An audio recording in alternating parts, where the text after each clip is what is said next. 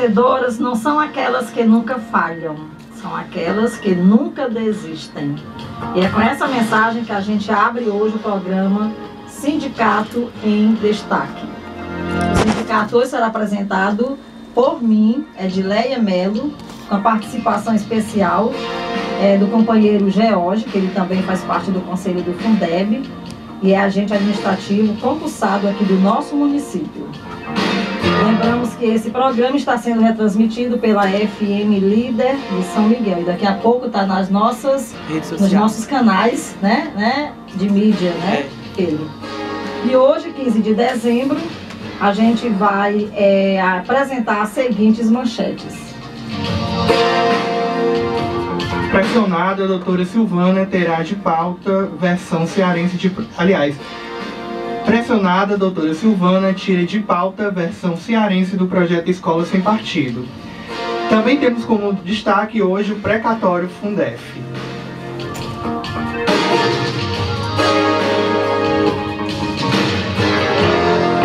Sindicato em Destaque, editorial. A Declaração Universal dos Direitos Humanos completou no dia 10 dessa semana, né, dia 10 de dezembro, 70 anos. É um documento universal, pois ele aponta duas grandes guerras mundiais, contendo direitos mínimos para todos os humanos do planeta.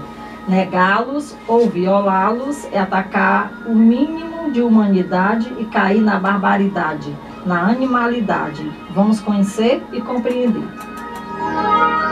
A Declaração Universal dos Direitos Humanos completou 70 anos. Um documento criado do horror de duas grandes guerras mundiais, universal.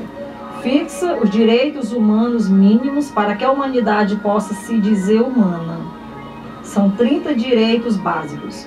Os direitos humanos são universais e são direcionados a todas as pessoas do mundo, residente nos 5 continentes, para todas as nacionalidades. São 30 direitos básicos, veja cada um deles numa palavra. Isonomia, todos têm o mesmo direito, mas veja que nos 60 mil mortos anualmente no Brasil, a maioria é negro, pobre e da periferia. Sobretudo nos conflitos com a polícia, o direito à vida é para alguns.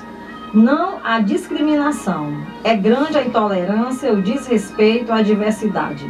Veja o caso dos imigrantes que fogem para a Europa ou para os Estados Unidos, dos índios, negros, mulheres no Brasil. Direito à vida, à liberdade e à segurança. A violência no Brasil tolhe a liberdade, banaliza o crime e a segurança virou utopia. Vive-se num clima de terror. Proíbe trabalho escravo. No Brasil, de quando em quando, nas páginas policiais, notícia de trabalho escravo. Sem falar na piora dos direitos trabalhistas que ruma para a escravidão em nome do lucro exacerbado e irracional. Proíbe a tortura, que continua sendo praticada muitas vezes pelo poder público ou mesmo por pessoas da sociedade civil. Ser humano, ser reconhecido como pessoa, dependendo de onde mora, da cor, do nível cultural, pode ser tido como coisa. Igualmente perante a lei, a desigualdade é uma constante, até mesmo salarial entre homens e mulheres, acesso à educação dependendo da cor da pele. Acesso à justiça. No Ceará, a justiça mais lenta do Brasil e muitas comarcas foram fechadas. Proíbe a prisão ilegal. Até mesmo o STF tem mantido prisões baseadas não na lei, não na Constituição, mas muitas vezes por pressão da grande mídia. Imparcialidade da justiça. O Poder Judiciário no Brasil em busca de identidade sob críticas de toda a ordem. Com recente aumento salarial por decisões polêmicas, uma justiça longe do que deseja seus jurisdicionados. Presunção de inocência e tipicidade criminal. Inverteu-se para presunção de culpa. Um retrocesso à Idade Média. Direito à privacidade, cada vez mais violado. Câmeras em todo lugar, dados pessoais nas redes sociais sendo vendidos para tudo e para todos. Direito de ir e vir, ameaçado pela violência e entre povos, por muros nas fronteiras. Direito ao asilo político, necessário ser efetivado e respeitado. Basta ver o caso dos refugiados na guerra da Síria e dos venezuelanos na América do Sul. Direito à nacionalidade, nos dias atuais, não é um dos mais violados. Direito ao matrimônio e por livre escolha, tem evoluído. Direito à propriedade, garantido de forma exagerada, esquecendo-se de sua função social. Liberdade de pensamento, consciência e religião. Direitos muito violados no momento, seja no mundo, seja no Brasil. Liberdade de expressão, ameaçadíssima no mundo e no Brasil, de baixa qualidade pela grande mídia, com pouco compromisso com a qualidade e com verdadeiro direito à informação de qualidade, assassinatos locais e no mundo. Liberdade de reunião e de associação, no Brasil dos anos 30, pois ainda estão mantendo o registro sindical, autorização do poder público para os sindicatos poderem funcionar, coisa de ditadura. Direito de votar e ser votado, democracia, política partidária falida, muitos caciques, salvo raras exceções. Candidatar-se é para quem pode, eleições são leilões e voto foi transformado em mercadoria. Direitos econômicos, sociais e culturais, em baixa pela priorização do lucro, da transformação das pessoas em mão de obra barata e do excesso de consumo. Direito ao trabalho, salário justo, a reforma trabalhista, a terceirização, pouco se importando com a miséria humana, uma forma de nova escravização. Direito ao repouso, férias e lazer, direitos cada vez mais precarizados, mesmo a aposentadoria na velhice está sob ameaça. Padrão de vida digna, proteção à infância e à maternidade, todos ameaçados. A humanidade cada vez mais desumana, o patrão cada vez mais sem coração. O ser humano virou meio para produzir riqueza para os outros e miséria para si. Direito à educação para a cidadania, desvalorização do professor da escola pública fundamental, educação para a cidadania cada vez mais abandonada. Acesso à cultura e à ciência, acesso negado, pouca qualidade na cultura acessada, alienante, não libertadora da ignorância. Ordem internacional alicerçada dos direitos humanos. Tal princípio foi esquecido, sobretudo pela Europa e pelos Estados Unidos. Deveres e direitos perante a comunidade. Comunidades destruídas pela violência, pelo império das facções e milícias. Declaração Universal não pode ser usada para violar a si mesma. A declaração sendo desmoralizada, desrespeitada, crítica mesmo sem ser conhecida. Muitos acreditam que só tem direitos. Esse texto ele foi escrito pelo advogado e assessor do sindicato, Dr. Valdeci Alves, onde ele pega cada ponto, George, e faz a sua crítica, né? Faz a sua análise, oferece o seu ponto de vista em relação a cada direito. E aí, a gente sabe que 70 anos depois, a gente vê um regresso, né? Nós estamos retrocedendo, infelizmente. Exatamente, Edileia. Nota 10. E quando obtemos reais respostas? Quando sairemos da posição de meros coadjuvantes? Quem responderá aos nossos anseios? Que cara pintadas fomos? Quem realmente responde por toda essa desordem? Que tragédias mais teremos que assistir?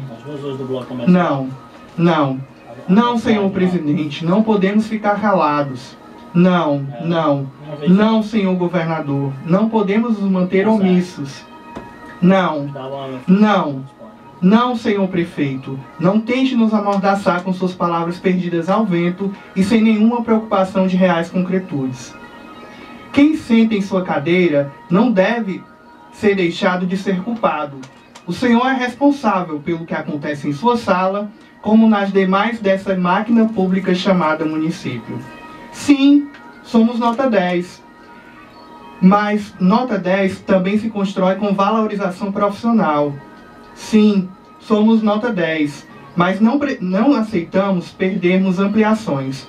Sim, somos nota 10, mas não podemos fingir que a cor que o senhor está pintando as cores da escola estão satisfazendo todas e todos os estudantes.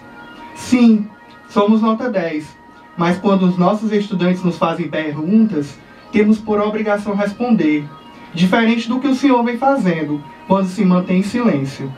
Sim, somos nota 10, mas não é por isso que devemos esquecer as dificuldades na qual estamos a passar. Sim, somos nota 10, mas não podemos fechar os olhos que em muito temos a melhorar. Mas, senhor prefeito, somos nota 10. E como nos deixa chegarmos a essa situação? Que realidade estamos construindo para nossos estudantes? Que realidades estamos construindo para o nosso município? O que estamos a construir para nossos servidores públicos? O silêncio por muito tempo nos deixou quietos, mas hoje precisamos de respostas, precisamos de solução. Sim, somos nota 10 e merecemos respeito. Somos o futuro deste município e, caso o senhor não lembre, esta é uma cadeira que para valer o cargo no qual lhe foi confiado. Sim, somos nota 10, mas precisamos de sobrevivência, precisamos de reconhecimento. Nossa luta é diária. Somos nota 10. Siga nosso exemplo e também seja um gestor nota 10. Muito bem. A gente fazendo um link assim, em relação aos direitos universais, né, que é a nível de mundo e trazendo para a nossa realidade, a gente percebe quanta coisa boa poderia ser feita, né? A gente sabe que o poder emana do povo, mas a gente precisa acordar, a gente precisa reagir. As coisas acontecem aqui no Quixeramobim, as coisas acontecem dentro da escola, dentro do hospital, dentro do posto de saúde, no meio da rua, na fila dos bancos, na fila do supermercado, né? Então a gente precisa nos irmanar enquanto ser humano, porque as coisas acontecem e a gente não pode nunca baixar a guarda e achar que é natural. Não é natural o que está acontecendo a nível de Quixeramobim, né? Fazendo assim um link sobre os direitos dos seres humanos, a gente vê que está longe do ser humano ser considerado ser humano pelo poder público. Mas eu atribuo assim, George, uma grande responsabilidade a nós. Exatamente. A gente não pode ficar assistindo de camarote o que está acontecendo e achando que tudo é normal, que é natural, né? Que ele está para lá para resolver, porque não vai resolver. Nós não podemos cair no erro de estar entregando os nossos destinos, as nossas vidas, né? Os nossos sustentos, os nossos saberes, os nossos potenciais nas mãos de ninguém, seja político, né? Seja quem quer que seja. Temos que tomar frente, que é para poder a gente fazer valer. Aqui não cabe direita, esquerda. Aqui não cabe quem votou quem. Aqui não cabe quem está do lado de quem. De quem. A gente está do lado da gente. A gente quer que as coisas aconteçam, que as coisas fluem. E voltando para a questão dos servidores públicos municipais, a gente não pode se acomodar e achar que receber o dinheirinho do mês está bom. Não está bom. Servidor público municipal precisa reagir, precisa acordar, precisa trabalhar em torno do sindicato que lhe representa, porque eu estou a esse sindicato desde 91, e a gente de 2005 para cá teve um resgate, onde o patrimônio está na mão do servidor, mas o servidor ainda não acordou para perceber que o sindicato é patrimônio dele e que é um instrumento de luta, né? É através do sindicato que a gente se organiza e a gente se fortalece e vamos exigir o que é nosso de direito. A gente não pode passar a vida inteira correndo atrás de salário. O salário já está ganho. Precisamos já é uma pauta melhorar. Superada, né? Já é uma pauta superada. Precisamos melhorar, né? E eu fico muito triste com o que está acontecendo em Quixeramobim, porque o clima de mudança em 2016, de esperança, a gente, de 2016, por causa da campanha, né? A gente não veio ainda até agora essa mudança acontecer. E eu não vejo perspectivas para 2020, entendeu? E isso se a gente ficar na condição de esperar que as coisas aconteçam. Pode vir o Papa Francisco para Quixeramobim. Se o povo não tiver organizado para exigir o que é seu de direito, fica complicado a gente ter essa vida digna que a Declaração Universal dos Direitos Humanos tanto bate há 70 anos. Exatamente, parece que a gente esqueceu realmente, né, o que é essa declaração, o que ela representa e que ela deve ser respeitada, né? Não só aqui, mas como no nosso estado, como no nosso país. A gente vê a sinalização aí de retirada de muitos direitos, né? Ouvimos muitas falas, inclusive, aí de acabar 13º, né? E a gente vive esse clima de ameaça. Mas a gente realmente não pode se tornar omisso, né? Nem calado. Devemos realmente ir às ruas, fazer barulho, fazer valer a voz que nos foi dada através dessa declaração, né? Ok. E essa semana, pressionada, né, a doutora Silvana, que é uma deputada estadual, ela tirou de pauta a versão cearense do projeto Escola Sem Partido. É outro retrocesso grande você achar que a escola tem que estar omissa, virar as costas para a realidade social que está aí. Ninguém está falando de esquerda, de direita, de PT, de PSDB, de DEM. Não é sigla partidária. Estamos falando de uma realidade social que precisa, sim, ser discutida no interior da escola. O aluno precisa ter senso crítico. E graças ao movimento sindical, aos movimentos sociais, no dia 13, né, fizeram uma pressão muito grande e a deputada, a doutora Silvana, tirou essa pauta, tirou esse assunto da pauta, mas que a gente sabe que pode voltar à tona a partir de 2019. Só que a gente teve uma reunião, hoje no dia 10, em relação à questão dos precatórios, e um dos encaminhamentos, que a gente vai já ler aqui, foi em relação à questão de uma audiência pública com o governador Camilo Santana, que inclusive tem um jornalista, Eliomar de Lima, que ele é do Povo. Ele coloca que caso a matéria passe pelo Legislativo, ela será vetada pelo governador Camilo Santana. Não é só por questão ideológica, mas pelo respeito à pluralidade do ensino. As nossas fontes são seguras. Então, tomara que os cearenses, né, os nossos representantes, deputados estaduais, que todo o movimento sindical, os movimentos sociais, o próprio governador, ele enxergue que, na verdade, a escola tem que ser plural. Nem que não queira, ela é plural. Nem que na lei diga que ela não é, mas as pessoas são diferentes por natureza. Exatamente. Né? Tem liberdade de escolha. Está aí o livre-arbítrio.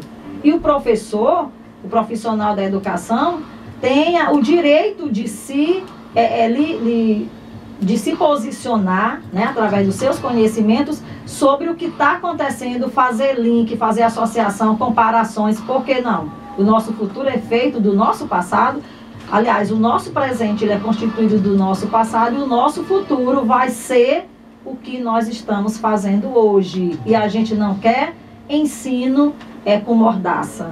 Quer pensamentos livres, onde as pessoas com responsabilidade, com consequência, digam o que pensam, né, independente de sigla partidária, para poder ver se a gente evolui enquanto ser humano. Não retroceda.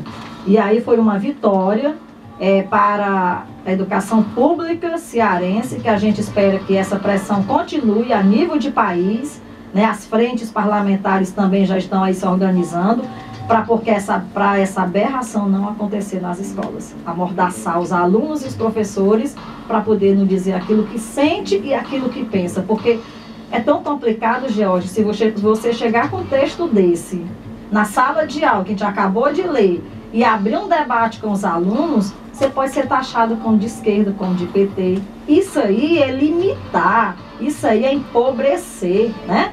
A questão do processo educacional. Que perpassa diversas outras áreas, né? Não somente a questão técnica, né? Mas a questão social, política, econômica. E não podemos virar as costas para isso. Exatamente. Né? Pagamento de precatório do Fundef a educadores é definido em audiência. Eu vou pedir o George para ler. A gente teve uma audiência pública na Assembleia Legislativa, vários municípios, sindicatos participaram, inclusive o nosso estava lá com uma caravana de 16 pessoas, o auditório estava lotado, viu? E muito bom, porque nós estamos vendo a pressão dos professores, a compreensão dos professores em saber que o precatório é do professor, porque ele é a principal figura do processo educacional. Pagamento de precatórios do Fundeb a educadores é definido em audiência. A destinação do precatório do Fundo de Manutenção e Desenvolvimento ao Ensino Fundamental e de Valorização do Magistério Fundef aos professores e demais profissionais da educação foi defendida em audiência pública realizada no dia 10, no auditório Murilo Aguiar, na Assembleia Legislativa. A audiência foi realizada pela Comissão de Educação da Casa e teve como encaminhamento uma comunicação formal à Assembleia Legislativa e a todos os prefeitos do Estado para efetivar o pagamento do precatório do Fundef aos professores e demais trabalhadores da educação. A solicitação de audiência das entidades do Legislativo com o Tribunal de Contas do Estado, TCE, e da União, TCU, é vista pela sensibilização de parlamentares para compromissos públicos pela defesa do financiamento da educação. Todos foram sugeridos como encaminhamentos à avaliação da criação de uma comissão especial parlamentar para acompanhamento da situação em 2019, a solicitação de audiência das entidades com o governador Camilo Santana para debater o assunto e buscar um decreto estadual de defesa da escola democrática no Ceará e efetivação de um dia regional de mobilização pelas entidades e categorias sobre o tema, e a realização de audiência com a Associação dos Municípios do Estado do Ceará, a Prece. O deputado Renato Rosendo Pessoal afirmou que o debate busca o conjunto do financiamento da educação e os demais elementos que compõem esse cenário. Há um movimento muito grande de colocar os professores e sociedades em polos opostos. Não podemos permitir que essa criminalização da escola pública e dos professores cresça. Estamos aqui para defender a educação brasileira, indicou o parlamentar. A presidente da Federação dos Trabalhadores do Serviço Público Municipal do Estado do Ceará, Enedina Soares, afirmou que é um erro do passado que os recursos do Fundef não fossem repassados para estados e municípios e, consequentemente, para os trabalhadores da educação. Em sua fala, nós, enquanto trabalhadores e entidades, lutamos para garantir que este recurso seja da educação e também vamos lutar para que 60% seja para os profissionais do magistério e 40% para os outros trabalhadores da escola. Segundo ela, a posição do Tribunal de Contas da União, do TCU, de proibir qualquer pagamento dos trabalhadores é política e não jurídica. A presidente da FETANSE ainda afirmou que é necessário garantir a ampliação de recursos para a educação e assim como defender a atividade docente dos ataques que querem amordaçá-la. Afirmando ainda, não abrimos mão de que a educação possa ser libertadora e não alienadora. A presidente do Sindicato dos Professores e Servidores da Educação e Cultura do Estado do Ceará, a PEOC, Anísio Melo, indicou que há uma frente contrária à destinação dos recursos do Fundeb aos trabalhadores que reúnem gestores estaduais, municipais e órgãos de controle. Ele informou sobre o lançamento, em breve, da Frente Norte-Nordeste da Defesa do Financiamento da Educação. A presidente do Sindicato Único dos Trabalhadores da Educação, Sindiúte, Ana Cristina Fonseca, afirmou também que atualmente há uma conjunta nacional de ataque à escola pública laica e de qualidade. Não podemos dissociar esses ataques à luta pelos precatórios no Fundeb. É criminoso o que estão fazendo com as escolas públicas quando gestores e juízes se mantêm para legalizar o calote da educação pública. Segundo ainda Ana Cristina, a ação movida pelas entidades, a exigência diz que o recurso precatório chegue às mãos dos professores. Ela lembrou ainda que o prefeito de Fortaleza, Roberto Cláudio, declarou na ação movida que a gestão municipal gastou 289 milhões sem a vinculação determinada por lei. A presidente da Confederação dos Trabalhadores do Serviço Público Municipal, Confertan, Vilani Oliveira, lembrou que a instituição do Fundef foi uma revolução para a categoria na época. Segundo ela, lutar para que os recursos do precatório vão para os professores, escolas e demais trabalhadores da educação é o mínimo em um país que não respeita a educação. Ela ainda apontou que é importante alinhar essa luta com a revogação da PEC 95, que congela o teto dos gastos públicos por 20 anos. A audiência pública ainda contou com a participação dos representantes da Confederação Nacional dos Trabalhadores na Educação, Alessandro Carvalho, a presidente do Sindicato dos Profissionais do Magistério da Rede Pública de São Luís, Elizabeth Ribeiro Castelo Branco, representante da Central Única dos Trabalhadores, CUT, Carmen Santiago, e da presidente da Comissão de Direitos Humanos da OAB, Deodato Ramalho Neto. Nós sabemos que essa é uma briga grande, né? Uma briga entre a Prece, entre o Tribunal de Contas do Estado, da União e a própria Undime, né, a União dos Dirigentes Municipais, que querem que o 100% dos recursos do precatório venha para o município, né, para o prefeito fazer o que quiser. Então, por outro lado, tem os profissionais da educação, que não são somente professores, mas todos os profissionais que compõem, né, essa secretaria, auxiliar de serviço, merendeira, vigia, agente administrativo, enfim, todos os profissionais que trabalham na Secretaria de Educação, para poder também receber esse dinheiro. Mas como eu disse, então uma luta grande.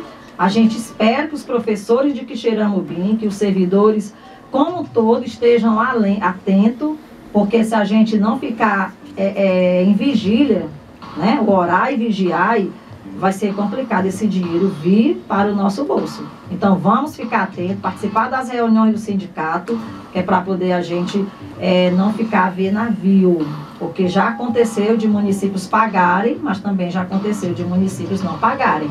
A gente já sabe que os dinheiros chegam em Quixeramobim, a gente bloqueia. Bloqueia por quê? Porque a gente sabe do desmantelo que está, né, em relação ao pagamento dos nossos servidores. Então, quanto mais dinheiro chegar, mais desmantelo será. Então, ele precisa ser bloqueado para poder garantir que esse dinheiro venha para o bolso do seu dono, que são os professores.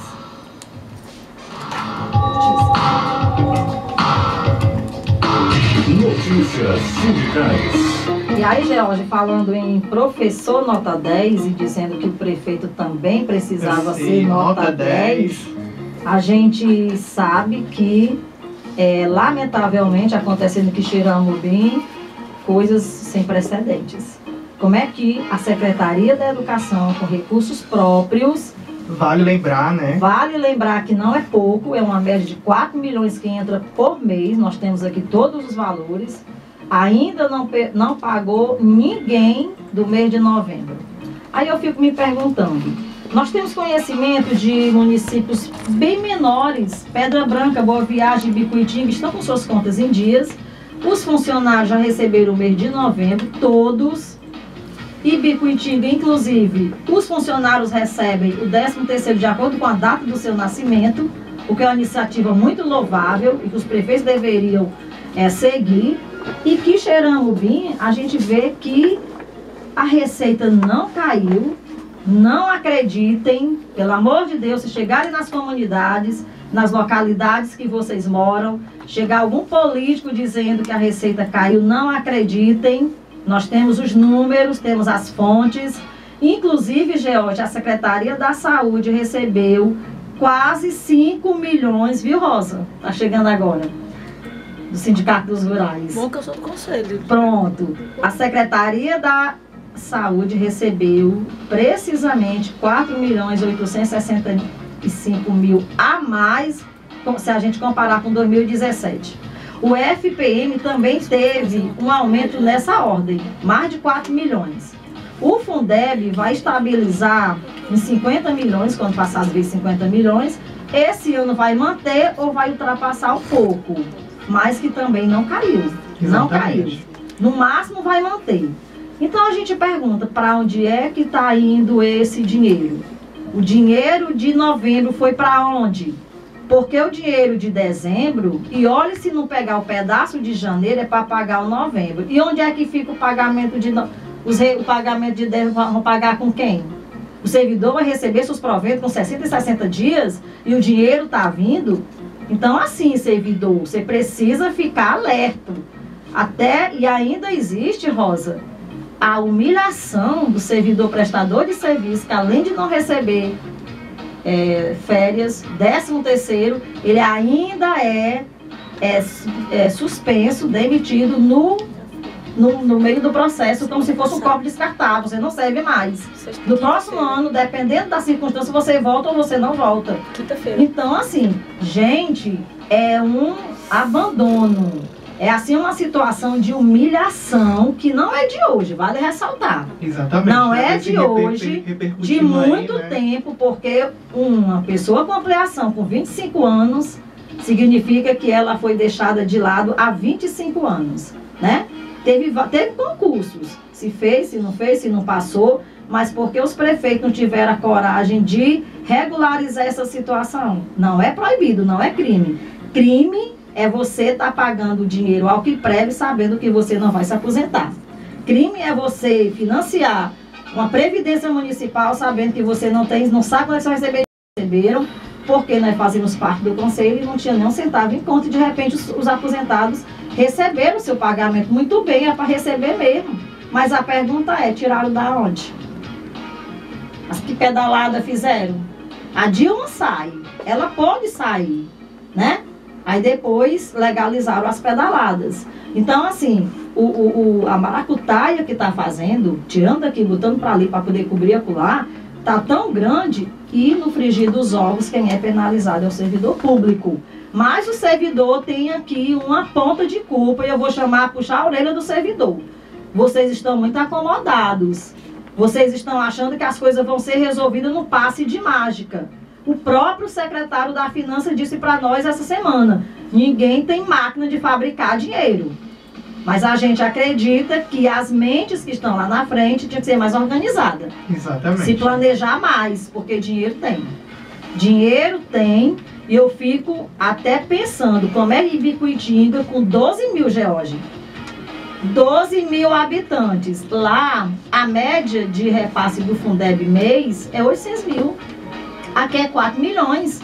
Lá é pouco, porque tem pouco habitante, mas aqui é mais habitante, mas é mais dinheiro, é proporcional ao número de habitantes. Então, gente, o que está faltando é realmente organização, competência técnica e, sobretudo, vontade política de botar o ser humano, como diz a Declaração dos Direitos Humanos, acima do lucro, acima de qualquer coisa, né?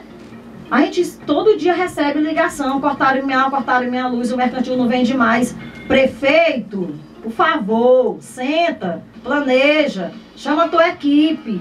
Tu precisa ser 10, igual os professores são 10. Exatamente. Ontem teve festa do ABC em várias escolas. A gente sabe que o professor tira dinheiro do bolso para poder bancar. Houve os PAES, tira dinheiro do bolso para bancar, porque eles querem fazer as coisas bem feitas, querem fazer as coisas bonitas. Eu já trabalhei em escola, fui diretora pedagógica, já fui professora. Nós também tirava dinheiro do bolso, porque a gente quer ver as coisas acontecerem. Agora, não dá para dizer que o ano foi bom, porque não foi. Não foi. Pode ter sido para um grupo muito pequeno, mas para a grande maioria não foi não, viu, prefeito?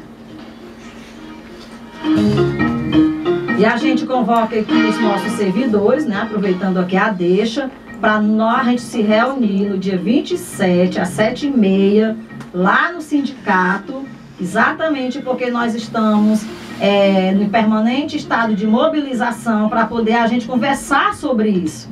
Eu sempre digo, o servidor tem que ter um pé no trabalho e um pé no sindicato, um pé no direito e um pé no dever. Não pode patar só nas redes sociais.